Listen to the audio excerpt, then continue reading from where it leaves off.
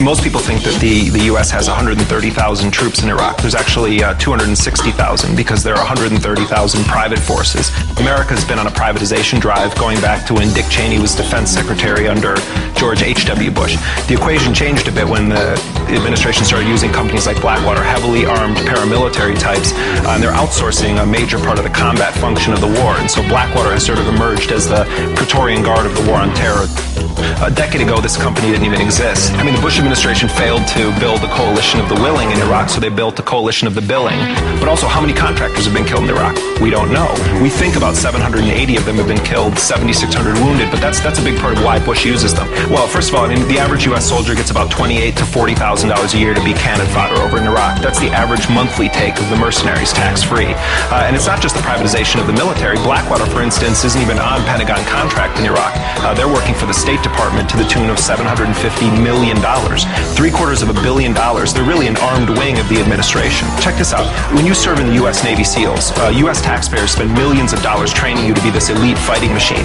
Blackwater hires these guys up, repackages them to the taxpayer, so it's a bilking of all of us.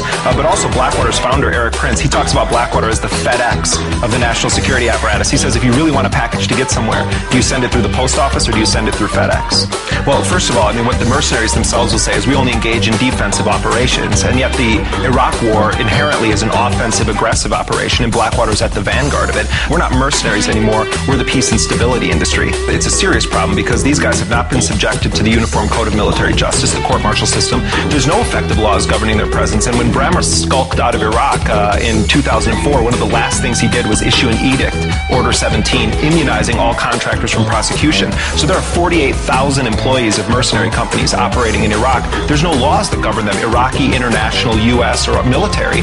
So it's like the Wild West over there right now. And when they commit crimes that go unprosecuted, unpunished, that has a ricochet effect because Iraqis don't see the difference between mercenaries and actual forces. They see them as all the occupation. And the Democrats are totally on board with privatization. I mean, don't buy into the illusion that there's some two-party system going on in the U.S. right now. I mean, they're all part of the same war party. And Clinton was a radical supporter of privatization. When Cheney was running Halliburton, what president do you think gave him all those big contracts? It was President Clinton. And so, you know, it's a myth that we have some real debate in the U.S. They all get money from the war contractors, except Blackwater only butters one side of the bread. They only give to Republicans, which is very unusual for such a successful company. They get the job done politically, too. They spend a lot of money on campaign. They show up on the scene, and I was standing on a street corner on Bourbon Street in the French Quarter and talking to two New York City cops who'd come down to help.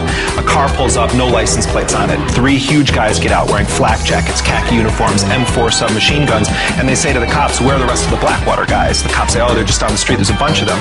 So I said, Blackwater, you mean like the guys over in Iraq? He said, oh yeah, they're all over the place. So I found them, start talking to them. What's your mission here? We're here to confront criminals and stop looters. Under whose authority are you here? They sort of went back and forth with each other. One flashes a gold law enforcement badge. He says, I was deputized by the governor of the state of Louisiana. Turns out, the Blackwater guys on the ground told me we're getting $350 a day to be down here. I got Blackwater's contracts. They were billing $950 a day per man, raking in $240,000 a day at one point. 600 men stretching from Texas through the Gulf. The fact of the matter is that this was a paramilitary operation, totally lawless. And why was Blackwater hired? Because the National Guard was over in Iraq and Afghanistan as cannon fodder. So Bush brings in a mercenary company headed by a guy who bankrolls his campaign. And the fact of the matter is that I think most Americans would support a defensive operation to defend the country. This is an offensive, aggressive war of conquest, and that's why it's necessary to have mercenaries. So if the future of warfare is offensive invasions of other countries, absolutely. We're looking at it right now in Iraq, Afghanistan, New Orleans.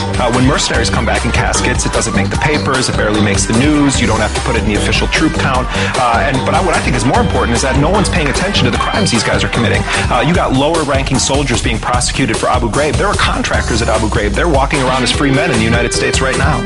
We have a company here in Blackwater that has said that it doesn't want military law to apply to it, and at the same time facing wrongful death lawsuits has argued that it can't be sued in civilian courts, saying that it should be entitled to the same immunity as the U.S. military. So we have a company that is essentially declaring itself above any effective law, and I think that raises serious questions anywhere they go in the world, and particularly in this country.